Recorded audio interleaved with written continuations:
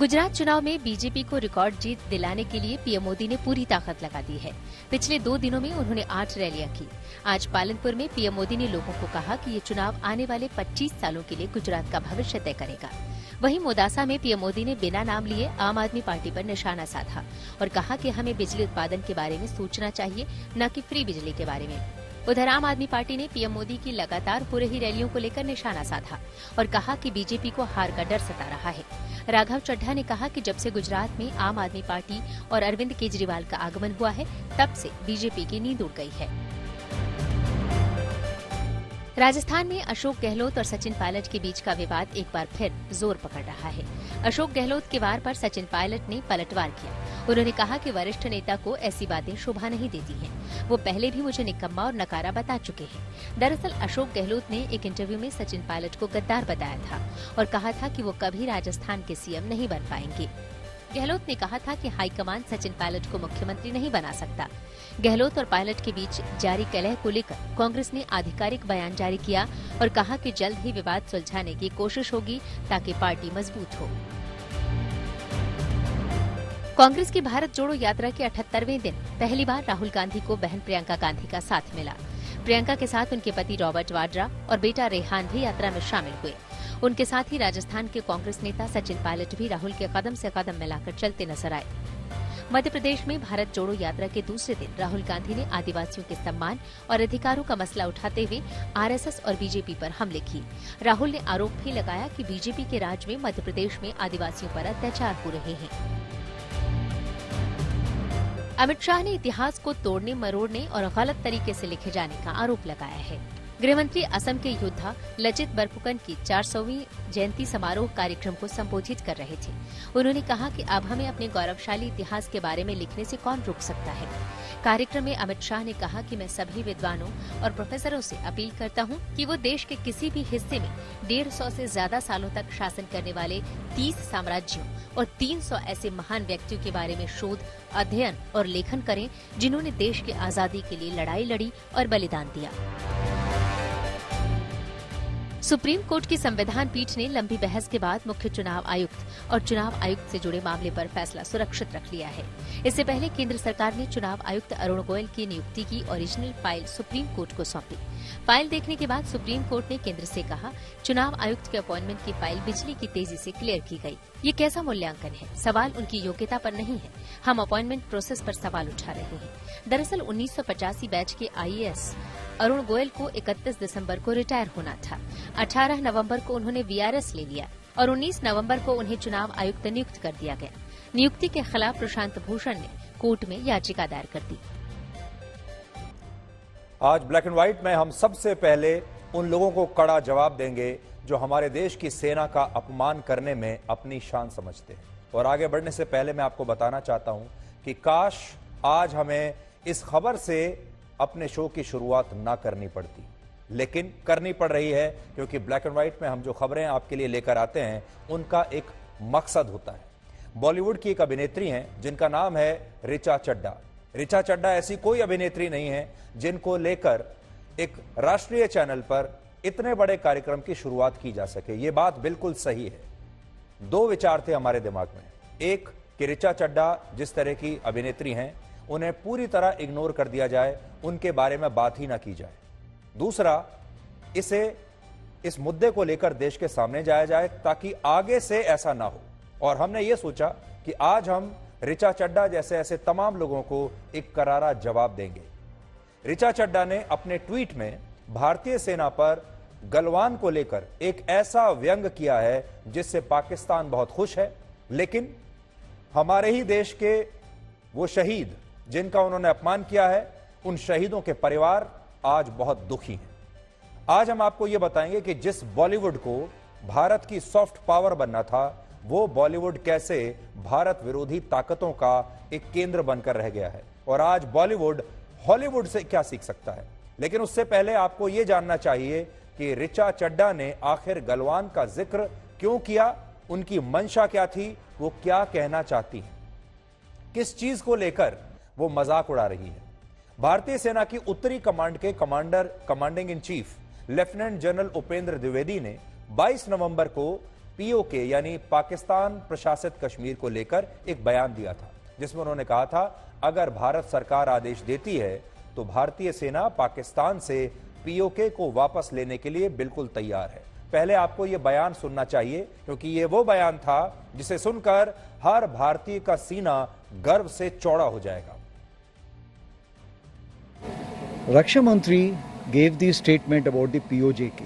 As you are aware that parliamentary resolution already exists on the subject, so therefore it's nothing new. It is part of the parliamentary resolution. As far as the Indian Army is concerned, Indian Army will carry out any order which is being given by the Government of India. And whenever such orders are given, we'll always be ready for it. अब आप खुद सोचिए, PoK हमारा हिस्सा है, कश्मीर का हिस्सा है, और जब हमारी सेना यह कहती है कि वो पीओके को वापस लेने के लिए तैयार है, तो हर भारतीय को कितनी खुशी हुई होगी। जिस दिन ये बयान आया था उस दिन सब बहुत खुश थे। पीओके कश्मीर का वो हिस्सा है जिस पर आजादी के बाद पाकिस्तान ने धोखे से कब्जा कर लिया था। लेकिन बड़ी बात यह है कि ट्विटर पर जब एक यूजर ने भारतीय सेना के इस बयान का जिक्र किया तो ऋचा चड्डा ने इसके जवाब में लिखा, गलवान सेज हाय। यानी क्या सेना को गलवान याद है? भारतीय सेना को गलवान तो याद होगा ही, या सेना गलवान की हिंसक झड़प को भूली तो नहीं है। इस ट्वीट को अगर आप देखेंगे, पढ़ेंगे तो ऐसा लगेगा जैसे किसी पाकिस्तानी ने यह ट्वीट किया हो, जैसे किसी भारत के बहुत बड़े कट्टर दुश्मन ने यह ट्वीट किया हो, जैसे किसी ऐसे व्यक्ति ने यह ट्वीट किया हो जिसे भारत से ईर्ष्या है, जिसे भारतीय सेना से जलन है और जो भारतीय सेना को अपना दुश्मन मानता है। ऋचा चड्डा के इस ट्वीट से आपको दो बातें समझ में आएंगी। पहली बात यह कि उन्होंने गलवान का जिक्र करके भारतीय सेना की क्षमता पर सवाल उठाए, और वो असल में यह बताना चाहती थी कि सेना पीओके को पाकिस्तान से वापस लेने की बात तो कह रही है, लेकिन वो शायद गलवान को भूल गई है। गलवान में क्या हुआ था, और उनकी नजर में शायद गलवान में भारतीय सेना की हार हुई थी। दूसरा, उन्होंने अपने इस ट्वीट के जरिए गलवान के उन शहीदों और उनके परिवारों के साथ एक भद्दा मजाक किया है जिन्होंने इस देश की रक्षा के लिए अपना सब कुछ, अपनी जान समर्पित कर दी थी। यह उनका एक बहुत बड़ा अपमान है। आपको आगे की कहानी बताएं उससे पहले यह देखिए कि इन शहीदों में लांस नायक दीपक सिंह का भी नाम है, जिन्होंने एक नर्सिंग सहायक के तौर पर इस हिंसक झड़प के दौरान यानी गलवान में 30 से ज्यादा घायल सैनिकों की जान बचाई थी। बड़ी बात यह है कि दीपक सिंह की शहादत के बाद उनके परिवार ने कभी भी इस पर अफसोस नहीं जताया, बल्कि गर्व दिखाया। उनकी पत्नी रेखा सिंह ने इसके बाद यानी अपनी पति की शहादत के बाद उन्होंने खुद भारतीय सेना में शामिल होने का फैसला किया, और आज वो भारतीय सेना में लेफ्टिनेंट के पद पर तैनात हैं। आज आप सबको इस महिला के लिए, इसकी हिम्मत के लिए ताली बजानी चाहिए। इस परिवार के लिए आपको तालियां बजानी चाहिए। और उनका परिवार ऋचा चड्डा जैसे लोगों के इस तरह के बयानों से आज बहुत आहत हुआ है। सुनिए उनका क्या कहना है। उन्होंने गलवान का नाम लिया, लेकिन वो इतने गलवान का वाक्य हुए कम से कम 2 साल हो गए। क्या कभी इस दौरान वो जो परिवार, जो शहीद के परिवार थे, कभी उनके बारे में उनकी जानकारी कभी ली? उन्होंने जो इस तरह की बातें बोली तो उससे क्या है कि भारतीय सेना का और उन्होंने अपमान किया, और दूसरे देश जो हमारे पड़ोसी देश है उनको एक तरह से बोलने का मौका दिया। तो मैं उनके लिए यही बोलूंगा कि भारतीय सेना बॉर्डर पे खड़ी है, जो देश की रक्षा कर रही, तभी आप लोग सब लोग निश्चिंत होकर सो रहे हो। आज हम ऋचा चड्डा और उनके जैसे टुकड़े टुकड़े गैंग के दूसरे लोगों की कुछ गलत फहमियां दूर करना चाहते हैं, जो गलवान को लेकर उनके मन में हमेशा से रहती हैं, या वो ये समझ लीजिए कि वो इन पर विश्वास करना चाहते हैं। 15 जून 2020 को जब गलवान में हिंसक झड़प हुई थी, तब चीन की सेना ने एक बहुत ही सुनियोजित तरीके से यह हमला किया था, और उस दिन चीन के सैनिकों ने पत्थर, कटीली तार वाले डंडे और कीलों वाली रॉड से हमारे सैनिकों पर हमला किया था।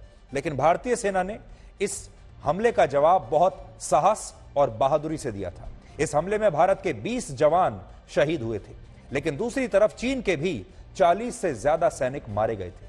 इसी साल फरवरी 2022 में ऑस्ट्रेलिया ने एक रिपोर्ट जारी की थी जिसमें कहा गया था कि गलवान में उस दिन चीन के कम से कम 40 जवान मारे गए थे। यह हमारी रिपोर्ट नहीं है, ऑस्ट्रेलिया की रिपोर्ट है। इसके अलावा रशिया की एक न्यूज एजेंसी ने भी अपनी एक रिपोर्ट में चीन के 45 जवानों की मौत की पुष्टि की थी। और इसी तरह अमेरिका के खुफिया विभाग की एक रिपोर्ट में यह कहा गया कि गलवान की झड़प चीन के लिए एक बुरे सपने की तरह थी, क्योंकि उसे उम्मीद ही नहीं थी कि भारत की सेना उसे उसी की भाषा में ऐसा जवाब दे सकती है। बड़ी बात यह है कि अमेरिका के खुफिया विभाग ने भी तब यही कहा कि गलवान में चीन के 36 से ज्यादा जवान मारे गए थे। कहने का मतलब यह है कि गलवान का संघर्ष भारतीय सेना के पराक्रम की याद दिलाता है, लेकिन ऋचा चड्ढा जैसे लोग इस पर एक फेक नैरेटिव की मदद से बार बार हमारी सेना का अपमान करने की कोशिश करते रहते हैं। जो सच्चाई है उस पर वो विश्वास नहीं करना चाहते। हालांकि इस पूरे विवाद के बाद अब ऋचा चड्ढा ने अपने इस ट्वीट को हटा लिया है और इस मामले पर उन्होंने माफी भी मांगी है, लेकिन यह माफी उतनी ही नकली है। इसमें उन्होंने लिखा है कि उनके इन 3 शब्दों से अगर किसी को दुख पहुंचा है तो वो इसके लिए माफी मांगती है।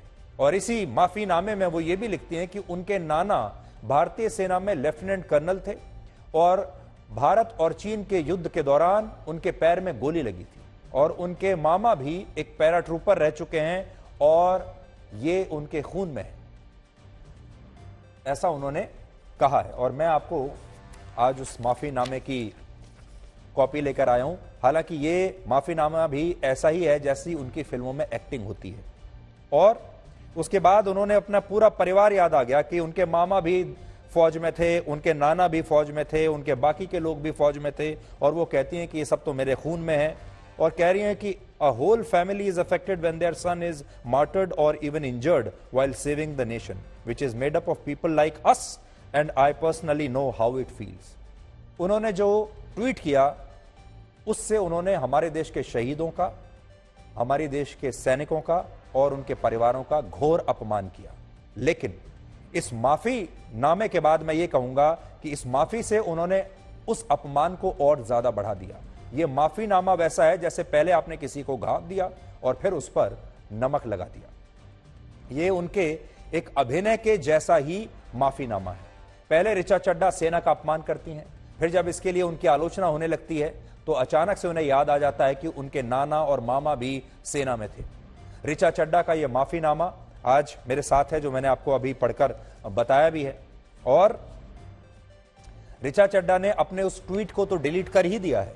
उस ट्वीट को डिलीट करने के बाद उन्होंने फिर यह लंबा सा एक माफीनामा छापा है जो बहुत ही नकली लगता है। और जो वो कर चुकी हैं अब उसे मुझे नहीं लगता कि देश के लोग माफ करेंगे, हमारे सैनिक उसे माफ करेंगे।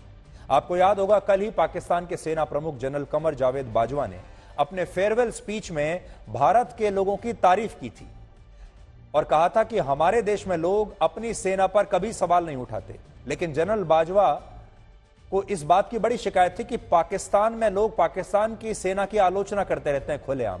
लेकिन जब बाजवा ने भारत की तारीफ की उसके कुछ ही घंटों के बाद ऋचा चड्ढा ने उन्हें बिल्कुल गलत साबित कर दिया।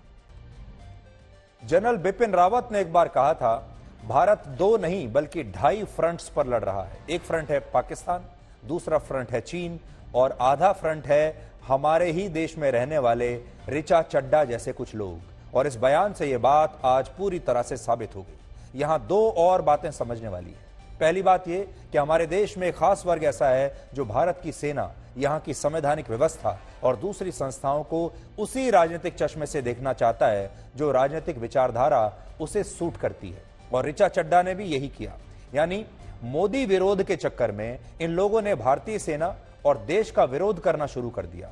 इन्हें भारतीय सेना मोदी की सेना लगने लगी है और जब भारतीय सेना कहीं जीतती है तो इन्हें लगता है कि अगर ये तारीफ कर देंगे, जब भारतीय सेना बहादुरी दिखाती है तो इन्हें लगता है कि अगर ये तारीफ कर देंगे तो ये मोदी की तारीफ ना बन जाए। दूसरा बड़ा पॉइंट यह है कि आज हमारे देश के लोग बॉलीवुड से इतने नाराज क्यों हैं। एक के बाद एक बॉलीवुड की फिल्में फ्लॉप हो रही हैं और बॉलीवुड को एक देश विरोधी मंच हमारे देश की आम जनता मानने लगी है। आपने देखा होगा कि असल में बॉलीवुड में आज बहुत सारे अभिनेता और अभिनेत्रियां ऐसे हैं जिन्हें यह लगता है कि अगर वो अपने देश की और अपनी ही सेना की आलोचना करेंगे या अपने धर्म की आलोचना करेंगे तो इससे वो बड़े सेक्युलर दिखेंगे, इससे वो धर्मनिरपेक्ष दिखेंगे, एक बुद्धिजीवी के जैसे दिखेंगे और एक फैशनेबल इंटेलेक्चुअल दिखेंगे, और इसी का फैशन है आजकल। लेकिन कड़वा सच ये है कि आज इसी मानसिकता की वजह से बॉलीवुड को ही सबसे ज्यादा नुकसान हो रहा है, ऐसे मुट्ठी भर लोगों की वजह से। आपने देखा होगा आजकल जब भी बॉलीवुड की कोई नई फिल्म रिलीज होती है तो सोशल मीडिया पर उस फिल्म का बॉयकॉट करने की एक मुहिम शुरू हो जाती है। एक हैशटैग है बॉयकॉट बॉलीवुड, वो आपको हर 2-3 हफ्ते के बाद कहीं ना कहीं देखने को मिल जाएगा, जब लोग कहते हैं कि बॉलीवुड का बहिष्कार करना चाहिए, क्योंकि बॉलीवुड ऐसे ही लोगों से भरा पड़ा है। और इसी वजह से अब बॉलीवुड की ज्यादातर फिल्मों को देखने के लिए लोग, आम जनता सिनेमा हॉल नहीं जाती, जबकि दक्षिण की फिल्में जब रिलीज होती हैं तो उन्हें लोगों का जबरदस्त समर्थन मिलता है और ये फिल्में लोग भी खूब पसंद करते हैं। ऐसी क्या बात है कि बॉलीवुड की फिल्में नहीं चल रही और दक्षिण की फिल्में चल रही हैं? एक फर्क यह तो है ही कि दक्षिण की फिल्में ज्यादा अच्छी बन रही हैं, उनमें मेहनत ज्यादा दिखाई देती है, वो ज्यादा शायद अच्छी लोगों को लग रही होंगी बॉलीवुड की फिल्मों से। लेकिन एक दूसरा बहुत बड़ा फर्क है, वो ये कि बॉलीवुड की तरह दक्षिण के कलाकार कभी भी अपने भारतीय होने पर, अपने हिंदू होने पर शर्मिंदा नहीं होते। उन्हें अपने देश की सेना पर बहुत गर्व है, अपने भारतीय होने पर भी बहुत गर्व है और अपनी सेना के लिए भी उनके मन में पूरा सम्मान है। आप दक्षिण भारत में ये सब नहीं देखेंगे जो आप बॉलीवुड में होते हुए देखते हैं। उदाहरण के लिए फिल्म पुष्पा में लीड रोल निभाने वाले एक्टर अल्लू अर्जुन ने हाल ही में कहा कि वो जब भी सेना पर कोई फिल्म बनाते हैं तो उन्हें बहुत गर्व महसूस होता है। इसी तरह आज जब बॉलीवुड में मुगल बादशाहों पर फिल्में बनाई जाती हैं, तब दक्षिण में ऐसी फिल्में बनती हैं जो भारतीय और हिंदू संस्कृति पर गर्व कराती हैं, जो भारत के राजाओं पर आधारित हैं, भारत के बहादुरों पर आधारित हैं, जिन्होंने मुगलों से लड़ाई लड़ी या फिर जिन्होंने अंग्रेजों से लड़ाई लड़ी। बॉलीवुड के लोगों को लोकतांत्रिक तरीके से अपने इकोसिस्टम में ऐसे लोगों से अब डील करने की बहुत आवश्यकता है जो अपने देश पर और अपने देश की ही सेना पर शर्मिंदा होते रहते हैं। और आज हम ये कहना चाहेंगे कि बॉलीवुड के लिए इस तरह के एक्टर्स बहुत खतरनाक हैं। आज हम ये बात बताना चाहेंगे आपको कि बॉलीवुड को अब कुछ ना कुछ तो करना पड़ेगा, क्योंकि बॉलीवुड की छवि खराब हो रही है। और बॉलीवुड में जरूरी नहीं कि सारे ही लोग ऐसे हों जो भारत से नफरत करते हों, जो भारतीय सेना के साथ ना खड़े हों, लेकिन कुछ मुट्ठी भर लोग ऐसे हैं जो बार बार ये काम करते हैं और बदनामी बॉलीवुड की होती है। इसलिए आज बॉलीवुड को भी एकजुट होकर इस तरह के लोगों का बहिष्कार करने की आवश्यकता है। फिल्म मेकर अशोक पंडित ने आज मुंबई पुलिस को एक शिकायत दी है जिसमें ऋचा चड्ढा के खिलाफ कार्रवाई करने की मांग की गई है। तो ये तो कानूनी एक कार्रवाई हो गई। इसके अलावा सुप्रीम कोर्ट के भी एक वकील ने इस मामले में दिल्ली पुलिस को एक शिकायत की है जिसमें ऋचा चड्ढा पर भारतीय सेना के अपमान का आरोप लगाया गया है। लेकिन बड़ी बात क्या है कि क्या बॉलीवुड में कोई एक ऐसा व्यक्ति है, कोई ऐसा बड़ा स्टार है जो खुलकर ऋचा चड्ढा जैसे लोगों के सामने आ जाए और उन्हें ये कहे कि ये गलत हो रहा है? क्या बॉलीवुड में ऐसा कोई बड़ा स्टार है? और आज खुशी हो रही है आपको बताते हुए कि आज बॉलीवुड के एक बहुत बड़े स्टार अक्षय कुमार ने सबसे पहले एक ट्वीट किया। आमतौर पर बॉलीवुड के जो बड़े स्टार होते हैं वो ऐसे मामलों में चुप रह जाते हैं। वो सोचते हैं कि इससे हमारा क्या लेना देना, क्यों विवादों में पड़ना, अपनी फिल्मों के बारे में सोचते हैं, बाकी कुछ नहीं। लेकिन अक्षय कुमार ने आज लिखा है कि ऐसे विचारों को देखकर दुख होता है, हमें अपनी सेना के प्रति हमेशा आभारी होना चाहिए और आज सेना है तो इसीलिए हम भी हैं। और यह जवाब है ऋचा चड्ढा जैसे लोगों को अक्षय कुमार का। तो अक्षय कुमार ने जो आज पहल की है खुलकर ऐसे लोगों का विरोध करने की, वो बॉलीवुड के दूसरे स्टार्स को भी करना होगा, वरना वो भी ऐसे ही बदनाम होते रहेंगे और बॉलीवुड आम जनता की नजर में एक भारत विरोधी मंच बनकर रह जाएगा। और ये जो बॉयकॉट बॉलीवुड की जो बार बार मांग होती है, जो ट्रेंड करता रहता है, ये कभी रुकेगा नहीं। इसलिए आज हम ये कहना चाहते हैं कि बॉलीवुड में जो बड़े बड़े स्टार्स हैं, जो बड़े प्रोड्यूसर्स हैं, डायरेक्टर्स हैं, अब उन्हें मिलकर एकजुट होकर ये लोगों को बताना होगा, लोगों का विश्वास जीतना होगा, क्योंकि अब देश में लोग राष्ट्रवाद की तरफ बढ़ रहे हैं। लोगों को अपनी सेना से प्यार है, लोगों को भारत से प्यार है। और जो भी मंच, जो भी कलाकार भारत के खिलाफ बात करेगा, अब लोग उसके साथ नहीं जाएंगे। जिस बॉलीवुड को भारत की सॉफ्ट पावर बनना चाहिए था, वो बॉलीवुड आज ऐसे लोगों से घिर गया है जो भारत से ही नफरत करते हैं। हालांकि आज बॉलीवुड को हॉलीवुड से सीख लेनी चाहिए। हॉलीवुड की फिल्मों में अमेरिका को एक ऐसे देश के तौर पर हमेशा पेश किया जाता है जो कुछ भी कर सकता है। यानी हॉलीवुड की हर फिल्म में अगर आप देखेंगे तो अमेरिका को एक सुपर पावर के तौर पर पेश किया जाता है। हॉलीवुड की फिल्मों में कभी अमेरिका की नकारात्मक छवि आपके सामने नहीं आएगी और ना ही अमेरिका की संस्कृति पर कभी सवाल उठाए जाते हैं। हॉलीवुड की फिल्में अमेरिका के लिए उसकी एक पूंजी की तरह काम करती हैं, उसकी एक सॉफ्ट पावर बन चुकी हैं, जो कि बॉलीवुड में नहीं है। बॉलीवुड ने आज भारत के लिए वो काम नहीं किया है जो हॉलीवुड ने अमेरिका के लिए किया है। आप सोच कर देख लीजिए, आप सुपर हीरोज की जितनी भी फिल्में देखेंगे, हॉलीवुड की जितनी भी फिल्में देखेंगे, वो हर जगह अपने देश के समर्थन में खड़ी होती हैं। आप देखिए हॉलीवुड की फिल्मों में यूएस आर्मी की किस तरह छवि पेश की जाती है। यूएस आर्मी अफगानिस्तान में हारी बुरी तरीके से, इराक में उसे कोई सफलता नहीं मिली, उसके अलावा उसने जितने भी युद्ध लड़े हैं, यूएस आर्मी को कभी भी ऐसी सफलता नहीं मिली जिसमें लोग उनके लिए ताली बजाएं। लेकिन आप देखिए उनकी जो फिल्में हैं वो हमेशा यूएस आर्मी के समर्थन में रहती हैं। उनकी फिल्में हमेशा आपको ये बताएंगी कि यूएस आर्मी दुनिया की, उनकी जो सेना है वो सर्वश्रेष्ठ सेना है। वो आपको ये बताती हैं कि व्हाइट हाउस जो है वो दुनिया का सबसे बड़ा पावर सेंटर है, अमेरिका का राष्ट्रपति दुनिया का सबसे शक्तिशाली व्यक्ति है और अमेरिका जो है वो दुनिया की सबसे बड़ी शक्ति है। ये हॉलीवुड की फिल्में दिखाती हैं। लेकिन हमारी बॉलीवुड की फिल्में आपको क्या दिखाती हैं, ये आज मुझे बताने की आवश्यकता नहीं है। और बॉलीवुड एक ऐसा मंच बन गया है जिसके साथ आज भारत के लोग ही, भारत की अपनी जनता ही नहीं खड़ी है। इसलिए अक्षय कुमार जैसे एक्टर्स ने बिल्कुल ठीक किया है कि उन्होंने अपने आप को इस बॉलीवुड से अब अलग कर लिया है। बॉलीवुड की आपको बहुत सारी ऐसी फिल्में मिल जाएंगी जिनमें हिंदू संस्कृति का अपमान होता है। कश्मीर को लेकर भी पाकिस्तान का नैरेटिव दिखाया जाता है, भारत का नहीं। कश्मीर पर भी आतंकवादियों के प्रति हमदर्दी जताई जाती है और ऐसी फिल्में आपको बहुत मिलेंगी जिनमें यह बताया जाता है कि पाकिस्तान तो बहुत दोस्ताना देश है, पाकिस्तान के लोग हमसे दोस्ती करना चाहते हैं, पाकिस्तान हमसे दोस्ती करना चाहता है।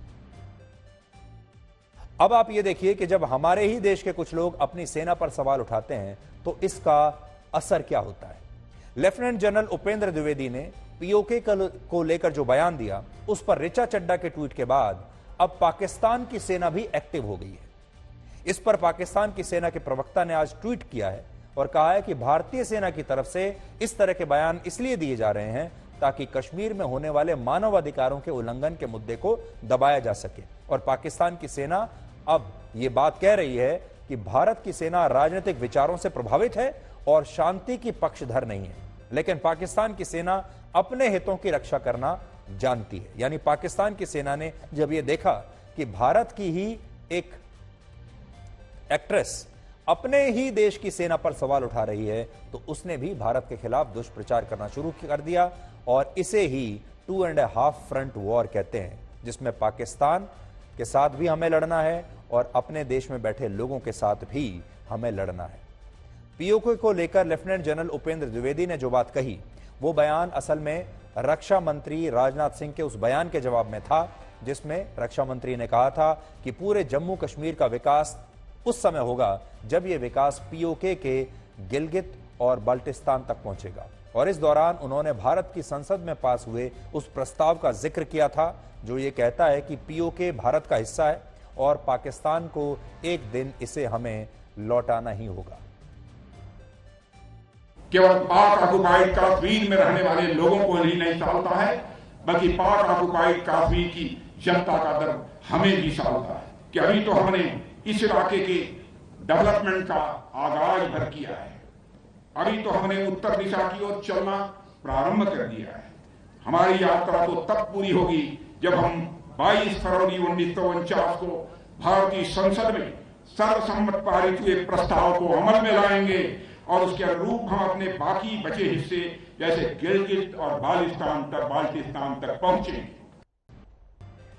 हमारी पार्लियामेंट ने जो प्रस्ताव पास किया था, आज वो प्रस्ताव मैं अपने साथ लेकर आया हूं और इसमें साफ लिखा है, क्या लिखा है, जिस क्षेत्र को पाकिस्तान आजाद कश्मीर बताता है वो भारत का है और पाकिस्तान को इसे खाली करना ही होगा। और आपको पढ़कर मैं यहां से बता देता हूं, during 10th Lok Sabha 9th session 22 फरवरी 1994 को यह प्रस्ताव पास हुआ। The state of Jammu and Kashmir has been, is and shall be an integral part of India, and any attempts to separate it from the rest of the country will be resisted by all necessary means.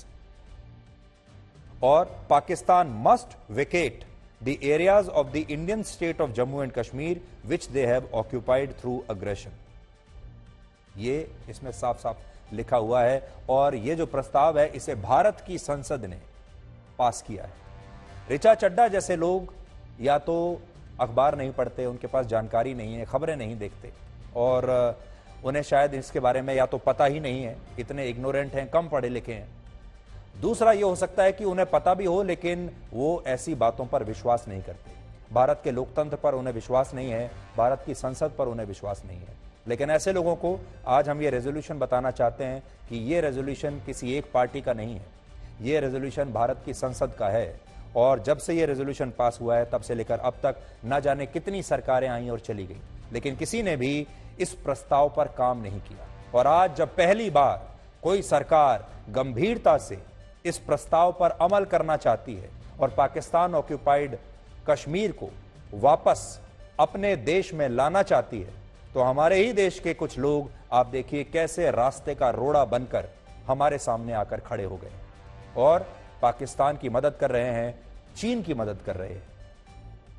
इस पूरे मुद्दे पर आज बहुत सारे राजनीतिक बयान भी आए हैं, वो भी आज आपको सुनने चाहिए।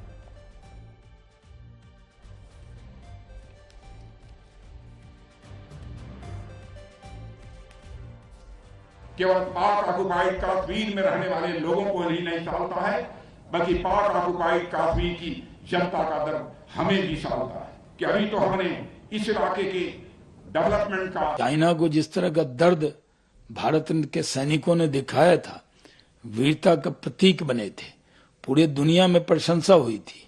लेकिन कुछ लोग हैं भारत में जो अपने सैनिक के पराक्रम पर भी उंगली उठाते हैं। पहले भी राहुल गांधी हो या कांग्रेस पार्टी के नेताओं ने गलवान के सैनिकों के पराक्रम पर उंगली उठाने का काम किया, वही काम ऋचा चड्ढा कर रही है। वो क्या संदेश देना चाहती है?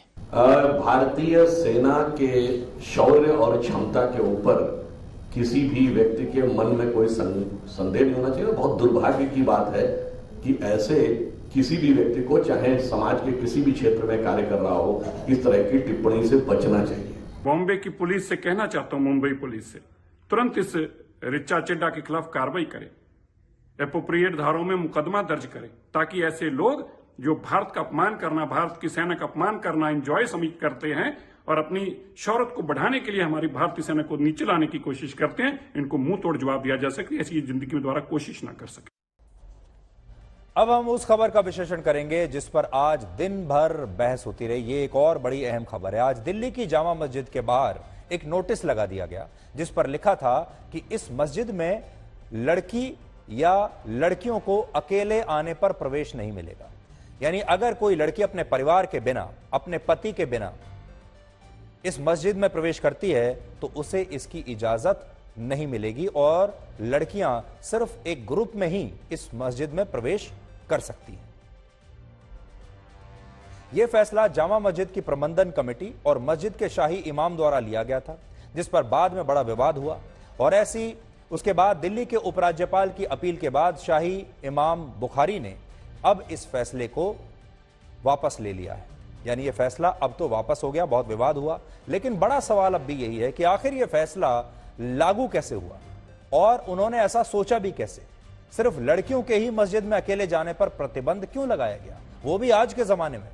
यह मस्जिद प्रबंधन का कहना है कि जो लड़कियां अकेले या ग्रुप में मस्जिद आती हैं उनका मकसद अल्लाह की इबादत करना नहीं होता, बल्कि सारी लड़कियां वहां असल में लड़कों से मिलने के लिए आती हैं या लड़कों को मिलने के लिए बुलाती हैं। देखिए क्या राय वो रख रहे हैं दुनिया के सामने। इसके बाद ये कहते हैं कि लड़कियां वहां पर आकर डांस करती हैं और अपने वीडियोस बनाकर सोशल मीडिया पर पोस्ट करती हैं और इन्हीं सारी गतिविधियों को रोकने के लिए यह फैसला लागू किया गया है। मस्जिद प्रबंधन ने अपने फैसले में कहा है कि उन महिलाओं के मस्जिद आने पर कोई रोक नहीं होगी जो अपने पति या परिवार के साथ वहां पर आना चाहती हैं। सोचिए आज के जमाने में जब हम महिलाओं को बराबरी के अधिकार देने की बात करते हैं, जब महिला सशक्तिकरण को लेकर दुनिया भर में हमारे देश के हर जगह पर बड़े बड़े लेक्चर दिए जाते हैं, एनजीओज, थिंक टैंक्स, बुद्धिजीवी, तब देश की राजधानी दिल्ली की सबसे बड़ी मस्जिद में लड़कियों के प्रवेश पर इसलिए प्रतिबंध लगता है क्योंकि मस्जिद को ऐसा लगता है कि ये लड़कियां मस्जिद का माहौल खराब कर रही हैं। हमारा सवाल यह है, क्या लड़के मस्जिद का माहौल खराब नहीं करते, सिर्फ लड़कियां ही करती हैं? और अगर लड़के भी करते हैं तो फिर उनके प्रवेश पर मस्जिद में प्रतिबंध क्यों नहीं लगाया गया? क्या लड़के टिकटॉक के लिए अपने वीडियोस नहीं बना रहे यहां पर? क्या लड़के यहां पर अपने रील्स नहीं बनाते? क्या लड़के लड़कियों से मिलने के लिए यहां पर नहीं आते? तो फिर लड़कों को क्यों नहीं रोका? ये कितनी हैरानी की बात है कि जिस दिल्ली में अगले वर्ष G20 देशों का अंतर्राष्ट्रीय समिट होना है, उसी दिल्ली की सबसे बड़ी मस्जिद में लड़कियों के प्रवेश पर इस सन 2022 की हम बात कर रहे हैं, प्रतिबंध लग जाता है। विडंबना यह है कि जो लोग खुद को समान अधिकारों का चैंपियन बताते हैं, वो तमाम लोग इस पर बिल्कुल खामोश बैठे। महिलाओं पे रोक नहीं लगाई गई है। जो अकेली लड़कियां यहाँ आती हैं, लड़कों को टाइम देती हैं, यहाँ आके गलत हरकतें होती हैं, वीडियोस बनाई जाती है, सिर्फ उस चीज़ को रोकने के लिए इस पे पाबंदी लगाई गई है। अगर आप अभी चारों तरफ देखें तो यहाँ महिलाएं मौजूद हैं। आप फैमिलीज के साथ आए, कोई पाबंदी नहीं है, मैरिड कपल आए, कोई पाबंदी नहीं है, लेकिन किसी को टाइम दे के यहाँ आना, इसको मीटिंग पॉइंट बना लेना, पार्क समझ लेना, टिकटॉक वीडियो बनाना, डांस करना, ये किसी भी धर्म स्थल के लिए मुनासिब नहीं है। हमारा पाबंदी लगाने का यही मकसद है कि ये मस्जिद इबादत के लिए है और उसका इस्तेमाल सिर्फ इबादत के लिए किया जाए। जामा मस्जिद के इस फैसले पर आज बहुत विवाद हुआ। सोशल मीडिया पर जब लोगों ने इसके खिलाफ एक मुहिम शुरू कर दी तो इसके बाद प्रबंधन कमेटी और शाही इमाम को अपना फैसला फिर वापस लेना पड़ा।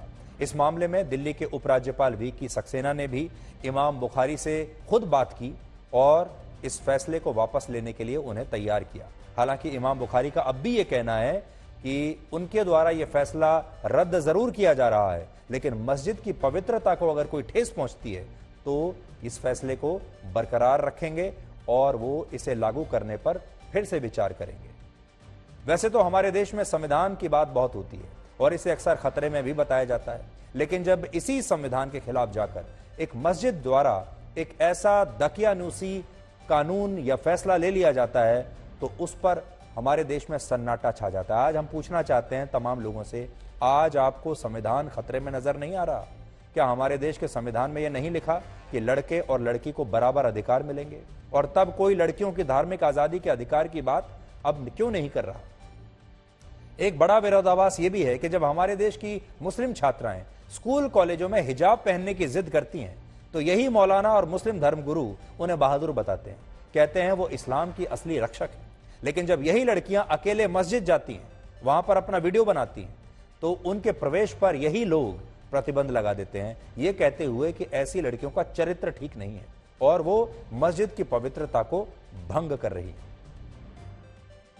अगर कोई इस तरीके का नेशनल मॉन्यूमेंट है और लोग उसको देखना जाना चाहते हैं तो उसके जो रूल्स एंड रेगुलेशन है वो सभी को फॉलो करने होंगे, चाहे लड़का हो या लड़की हो, बॉय हो या गर्ल हो। इस वजह से जो भी जामा मस्जिद में जो रूल रेगुलेशंस हैं एज पर शरीयत, उसको सभी को जाने वालों को फॉलो करना चाहिए, जिससे कि किसी को एतराज ना हो। क्या उन्होंने जामा मस्जिद की तारीखी हैसियत खत्म कर दी?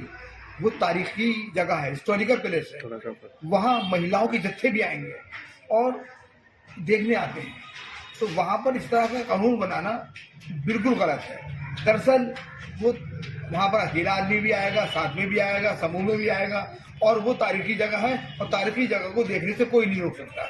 मस्जिद के अंदर इबादत के वास्ते आना चाहिए। मंदिर हो, मस्जिद हो, गुरुद्वारा हो, चर्च हो, सिनेगाग हो या इमामबाड़ा हो, कोई भी जगह हो, यहाँ के ऊपर आदमी मन की शांति के लिए आता है। यहाँ के ऊपर अगर इस तरीके से एक तफरीगाह बन गई तो उसका तकद्दुस, उसकी पवित्रता जो है वो खत्म हो जाएगी। अब हम आपको आज का सबसे चिंताजनक विश्लेषण दिखाते हैं और मैं आपको कुछ दिखाना चाहता हूं। देखिए, इस समय मेरे हाथ में जो मोबाइल फोन आप देख रहे हैं, ये एप्पल कंपनी का फोन है जिसे आईफोन कहते हैं। ये दुनिया के सबसे बेहतरीन और सबसे महंगे फोनों में से एक है।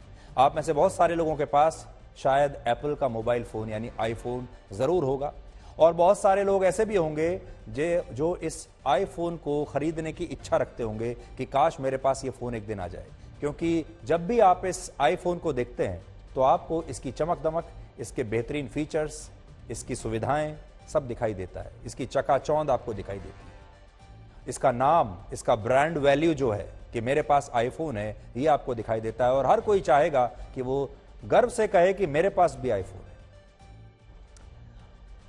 लेकिन अगर हम आपसे ये कहें कि बाहर से चमकने वाले इस फोन को असल में ये जो फोन है ये लाखों मजदूरों के खून से सना हुआ है, और इस फोन को बनाने के लिए बहुत सारे लोगों ने अत्याचार और शोषण को सहा है। यानी ये जो लाखों का फोन है ये लाखों लोगों के शोषण से बना है।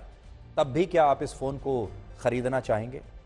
क्योंकि आपको अभी तो इसमें खून दिखाई नहीं दे रहा, शोषण दिखाई नहीं दे रहा, लेकिन जब हम आपको ये पूरी खबर दिखाएंगे तो आपको ये आईफोन लाल रंग का दिखाई देने लगेगा। बड़ा सवाल यह है कि क्या एप्पल कंपनी जो मानव अधिकारों के लिए खुद को प्रतिबद्ध बताती है, जो मुनाफे के लिए इन अत्याचारों को, क्या वो अब नजरअंदाज कर देगी? ये सवाल आज हम इसलिए पूछ रहे हैं क्योंकि एप्पल कंपनी के जिन फोन्स की चमक दमक से पूरी दुनिया प्रभावित है, उस चमक दमक के पीछे लाखों मजदूरों के दमन का एक काला सच है, जिसे आप इन तस्वीरों से आज समझ सकते हैं। और ये तस्वीरें चीन के एक बहुत बड़े शहर से आई है। इस शहर का नाम है ज़ेंगझोउ, जो राजधानी बीजिंग से लगभग 600 किलोमीटर दूर है, और इस शहर में ताइवान की एक बहुत बड़ी कंपनी का मैन्युफैक्चरिंग प्लांट है, और इस कंपनी का नाम है फॉक्सकॉन। ये ताइवान की एक बहुत बड़ी कंपनी है जो एप्पल कंपनी के लिए उनके बाकी के प्रोडक्ट्स बनाती है। ये कंपनी जिसकी फैक्ट्री में एप्पल कंपनी के 70% फोन्स का निर्माण होता है, यानी पूरी दुनिया में एप्पल कंपनी के जितने भी फोन्स की बिक्री होती है उनमें से 70% फोन्स चीन की इसी फैक्ट्री में बनते हैं, जिसकी तस्वीरें आप देख रहे हैं। बड़ी बात यह है कि इस फैक्ट्री में 2 लाख से ज्यादा मजदूर काम करते हैं, जिन्हें इस समय चीन की पुलिस और वहां की एजेंसियों ने बंधक बना लिया है, और कोविड की रोकथाम के नाम पर इन लाखों मजदूरों के साथ वहां जबरदस्त मारपीट हो रही है और इन लोगों पर अत्याचार हो रहे हैं। सबसे पहले आप ये तस्वीरें देखिए, आपको वैसे ही पूरी कहानी समझ में आ जाएगी। देखिए।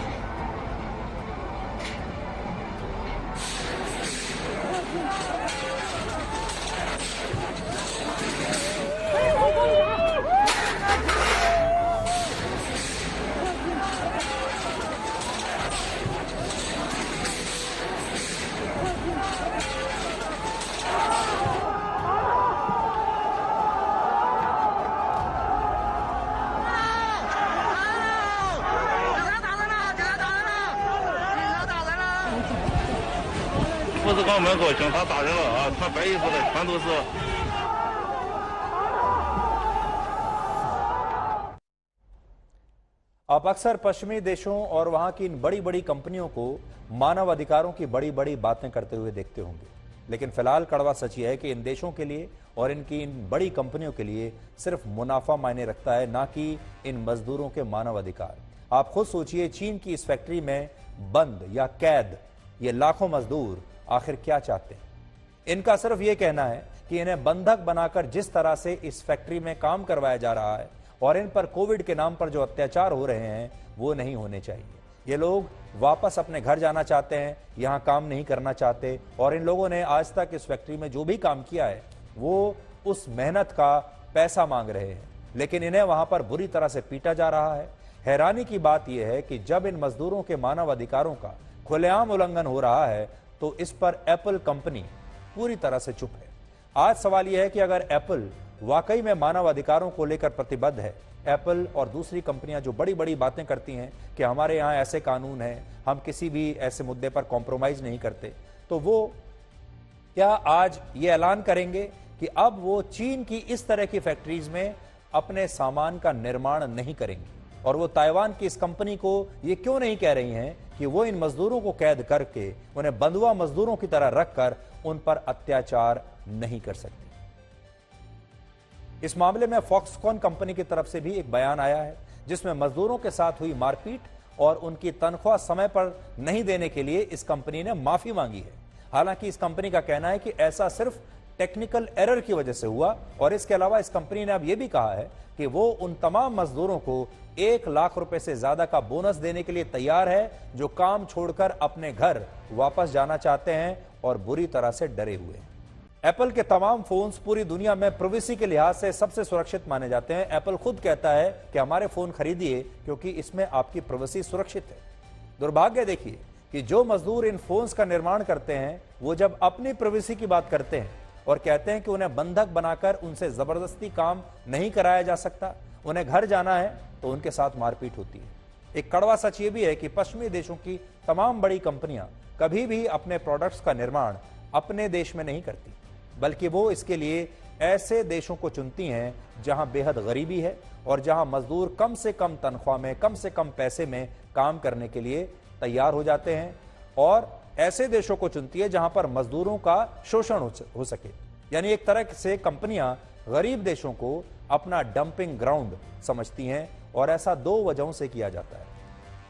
पहली वजह है अपने देश के वातावरण को इससे सुरक्षित रखना, यानी हमारा जो वातावरण है, हमारा जो एनवायरनमेंट है उसे हम ना खराब करें, हम अपने एनवायरनमेंट को बचाकर रखेंगे। हमारे यहां हमें ई वेस्ट नहीं चाहिए, हमारे यहां हमें अपने लोगों का, अपने मजदूरों का शोषण नहीं करना। दूसरे देश में, गरीब देश में जाओ, वहां पर ई वेस्ट पैदा करो और वहां के एनवायरनमेंट को खराब करो। और इन गरीब देशों में ये सारी कंपनियों को आसानी से सस्ते दरों पर मजदूर मिल जाते हैं जो पैसा भी कम लेते हैं और उनका शोषण करना बहुत आसान होता है, क्योंकि जो इस तरह के देश हैं यहां पर मजदूरों को लेकर कोई ऐसे नियम कानून है नहीं।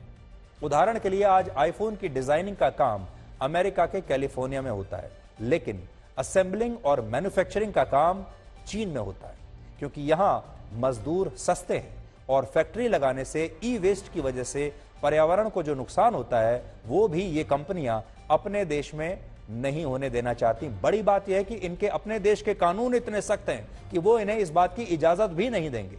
इसलिए वो क्या कहती हैं, ये करते हैं, ये रिसर्च एंड डेवलपमेंट अपने देश में करते हैं, R&D अपने देश में करते हैं, सेल्स और मार्केटिंग अपने देश में करते हैं, ब्रांडिंग अपने देश में करते हैं, लेकिन जो मैन्युफैक्चरिंग है जिससे असली गंद पैदा होता है, जिससे असली वेस्ट पैदा होता है, जहां पर मजदूरों का शोषण करने की जरूरत पड़ती है, वो ये किसी विकासशील देश में दे देते हैं कि अब आप करिए, और उस कंपनी को ठेका दे देते हैं कि आप जैसे चाहे मजदूरों को तंग करके, शोषण करके ये काम करवाइए, चाहे आप उन्हें महीने में 1 दिन भी छुट्टी मत दीजिए, हमें इससे कोई मतलब नहीं है। हमारा सामान तैयार होना चाहिए कम से कम पैसे में, जिसे हम पूरी दुनिया में मुंह मांगे पैसे पर, दाम पर बेच सके।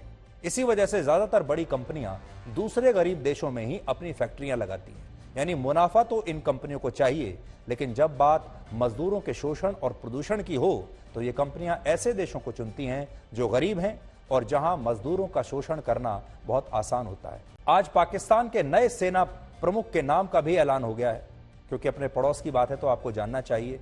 और पाकिस्तान के नए आर्मी चीफ हैं जनरल सैयद आसिम मुनीर। जनरल आसिम मुनीर फिलहाल पाकिस्तानी सेना के जनरल हेडक्वार्टर्स में पोस्टेड हैं और पाकिस्तान की सेना में उनकी शुरुआत फ्रंटियर फोर्स रेजिमेंट से हुई थी। वर्ष 2017 में जनरल आसिम मुनीर को मिलिट्री इंटेलिजेंस का डीजी बनाया गया था, जबकि 2018 के अक्टूबर में वो पाकिस्तान की खुफिया एजेंसी ISI के डीजी बने थे। वहां पर जो सबसे हाई प्रोफाइल पद होता है वो DG ISI का ही होता है, क्योंकि भारत के खिलाफ सबसे ज्यादा साजिश यहीं से रची जाती है और ये उस पद पर रह चुके हैं। इस सब के अलावा उनके प्रोफाइल में एक और काम जुड़ा है। वर्ष 2019 में जम्मू कश्मीर के पुलवामा में जो बड़ा आतंकवादी हमला हुआ था, उस फिदायीन हमले में 40 भारतीय जवान शहीद हुए थे। जब पुलवामा में यह हमला हुआ था उस समय लेफ्टिनेंट जनरल मुनीर ही ISI के प्रमुख थे और उन्हीं की निगरानी में लश्कर तैयबा ने इस पूरे आतंकी ऑपरेशन को तब अंजाम दिया था। इसलिए भारत के साथ इनका एक बहुत गहरा रिश्ता है। भारत में हुई साजिशों के साथ इनका बहुत गहरा रिश्ता है। भारत में जो आतंकवादी हमले हुए हैं, भारत में जो खून बहा है और इनके हाथों में हमारे सैनिकों का खून लगा हुआ है, ऐसे व्यक्ति को अब पाकिस्तान का आर्मी चीफ बना दिया गया है। अब आप अंदाजा लगा सकते हैं कि यह व्यक्ति भारत के लिए कितना खतरनाक होने वाला है। पुलवामा हमले के वक्त असीम मुनीर पाकिस्तान आईएसए के चीफ थे। पुलवामा में ये सीआरपीएफ काफिले पर हुए हमले में 40 जवान शहीद हो गए थे। अब वही आर्मी चीफ हो गए हैं। जो पाकिस्तान मिलिट्री इंटेलिजेंस और आईएसए का चीफ रह चुका है, वो अपने नापाक इरादों को उसमें परिवर्तन नहीं लाएगा।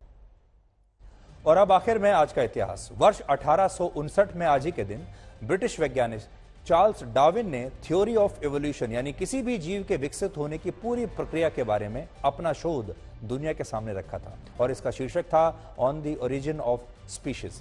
इसे एवोल्यूशनरी बायोलॉजी की आधारशिला भी माना जाता है और डार्विन की इस थ्योरी के जरिए दुनिया को यह पता चला था कि हर जीव के शरीर में वातावरण और परिस्थितियों के आधार पर धीरे धीरे बदलाव होते रहते हैं। डिप्टी कमिश्नर ऑफ पुलिस बनने वाले पहले भारतीय कावसाजी जमशेदजी पेटिगरा का जन्म आज ही के दिन वर्ष 1877 में हुआ था। वर्ष 1925 में उन्हें मुंबई पुलिस का डीसीपी नियुक्त किया गया था और ब्रिटिश सरकार के वफादार होने के बावजूद भारतीय स्वतंत्रता सेनानी उनका बहुत सम्मान करते थे। खास बात यह है कि 1931 में जब महात्मा गांधी ने लंदन जाने के लिए आवेदन दिया, तब उन्होंने जमशेदजी पेटिगरा का ही रेफरेंस दिया था। वर्ष 1974 में आज इथोपिया में 32 लाख वर्ष पुराने एक बोन फॉसिल यानी कंकाल के कुछ हिस्से मिले थे। इस बोन फॉसिल का नाम लूसी रखा गया था और ये कंकाल उस जीव का है जिसमें मनुष्य और वन मानुष दोनों के गुण थे। इसके अध्ययन से वैज्ञानिकों को पता चला कि वन मानुष की प्रजाति से लेकर 2 पैरों वाले मनुष्य तक का क्रमिक विकास कैसे हुआ। और शीतलता देने वाला चंदन भी ज्यादा घिसने पर आग पकड़ लेता है, इसलिए किसी की सरलता या विनम्रता का शोषण कभी मत कीजिए।